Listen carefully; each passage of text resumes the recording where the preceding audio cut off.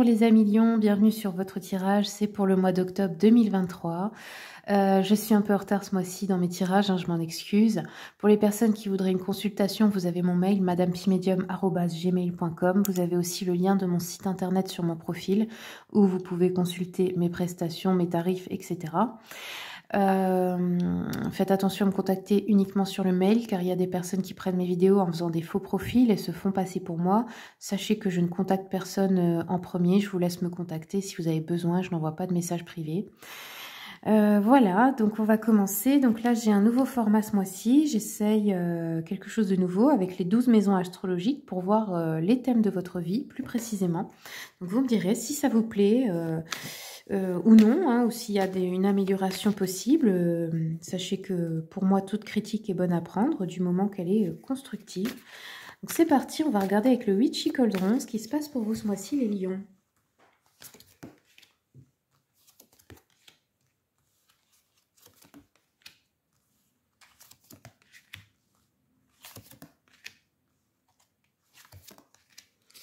Alors, déjà, la maison 1. Donc, la maison 1 nous parle de votre image de vous. Donc là, on nous parle de solitude, hein, d'un repli sur soi, d'être un peu dans un mood antisocial, là, ce mois-ci, de ne pas avoir envie de se mélanger, de se sentir peut-être à part, différent ou incomprise ou incompris.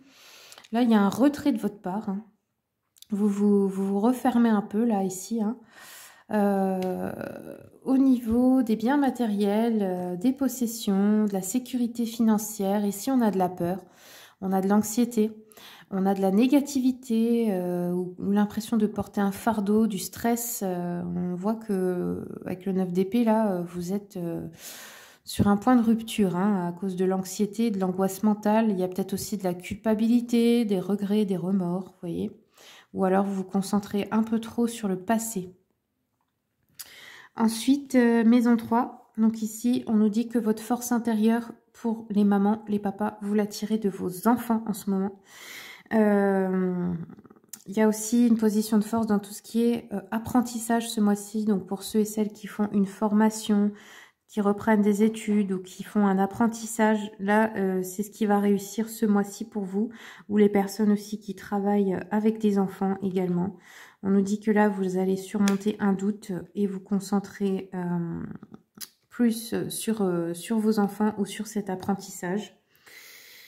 La maison 4, on a la maison du foyer, des racines, des lignées familiales, de la stabilité intérieure. Donc ici, on nous dit qu'il y a une bataille continue. Alors peut-être que quelque chose n'est pas aligné. Vous voyez, peut-être que vous vous videz de votre énergie. Vous êtes proche, on vous dit, hein, d'une réussite, que ce soit dans un projet immobilier ou pour quelque chose pour votre famille, votre foyer, pour obtenir aussi une stabilité intérieure, émotionnelle. Il va falloir tirer des leçons des échecs du passé ici. Hein.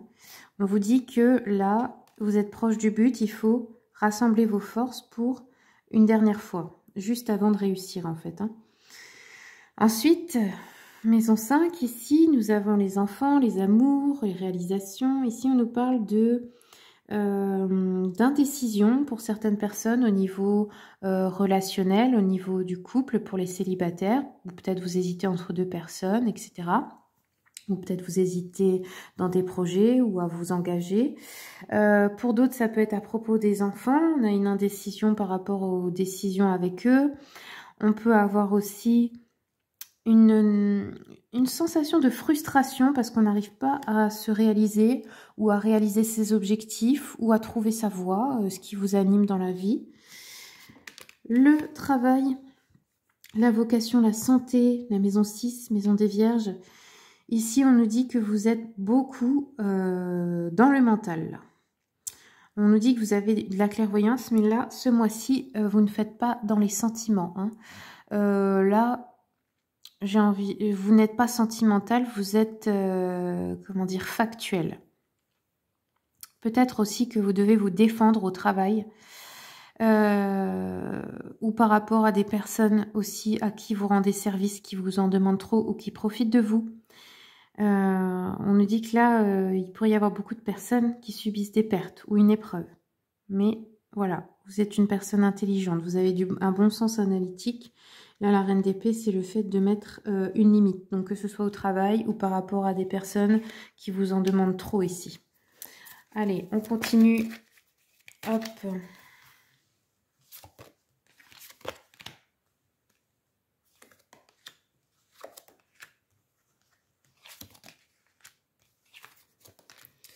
Ok, donc ensuite, nous avons la maison 7. On nous parle du couple ici, des contrats, des associations, de vos projets. Donc ici, on a un as d'épée renversé, donc ça pourrait être un couple qui essaie de se donner un nouveau départ, mais ça ne marche pas bien, il y a un échec. On pourrait aussi avoir de l'hostilité entre des personnes ici qui sont associées au travail ou en couple. Ou par rapport à un projet, on n'arrive pas à le faire fonctionner. Vous voyez, il y a une notion d'échec ou un contrat qui s'arrête, qui se termine, que ce soit au travail ou un divorce, etc. Ou alors, ça peut être aussi que vous cherchiez à obtenir un nouveau contrat et ça ne fonctionne pas. Je ne sais pas, il y a quelque chose comme l'idée qu'on est empêché d'avancer ici. Ensuite, la maison 8, maison des scorpions. Ici, on peut nous parler de la sexualité, de l'argent, des affaires. On nous dit qu'il y a deux voies. Vous avez du mal, vous avez un choix à faire. Alors peut-être entre deux personnes, entre deux possibilités de carrière ou d'offres de poste. On vous dit attention, l'herbe paraît toujours plus verte de l'autre côté, mais c'est pas forcément vrai. Si vous cherchez peut-être à partir d'une situation en croyant que ça va être mieux avec quelqu'un d'autre, non. Ça ne marche pas comme ça. Si on n'a pas réglé ses problèmes, en général, ça recommence. Ensuite, la spiritualité. Donc là, on nous dit que vous, ce que vous avez envie, c'est retrouver une sensation de légèreté. Vous reconnecter à votre intuition et retrouver un peu cet esprit insouciant. Vous retrouvez en fait votre vraie énergie qui s'est peut-être coupée à cause de tous les problèmes qu'il y a pu y avoir. Vous êtes très dans l'émotionnel ce mois-ci. Il y a peut-être aussi une personne près de vous qui serait dépendante affective et qui vous prend beaucoup d'énergie. C'est peut-être à cette personne-là que vous devez mettre un stop. Ça peut être parfois un mari ou une femme immature qui se comporte comme un enfant. Ça peut prendre beaucoup d'énergie, vous voyez, par exemple, ou un enfant, un adolescent ou un jeune adulte qui serait un fils ou une fille qui ferait la même chose. Vous voyez, c'est un peu ça. Ensuite, la maison 10, nous avons le statut social, votre carrière professionnelle, vos ambitions, votre vie publique. Ici, on nous dit encore une fois qu'il y a plein d'options, plein de choix, plein de possibilités, plein d'opportunités qui vont se présenter à vous. Vous allez devoir sortir d'une procrastination et prendre des décisions. Ne pas non plus vous faire des illusions, vous voyez. Ne pas être trop dans la rêverie. Il va falloir passer à l'action pour que ça se réalise, mais quand vous allez le faire, vous allez avoir beaucoup de choix différents. Il va y avoir des solutions en fait.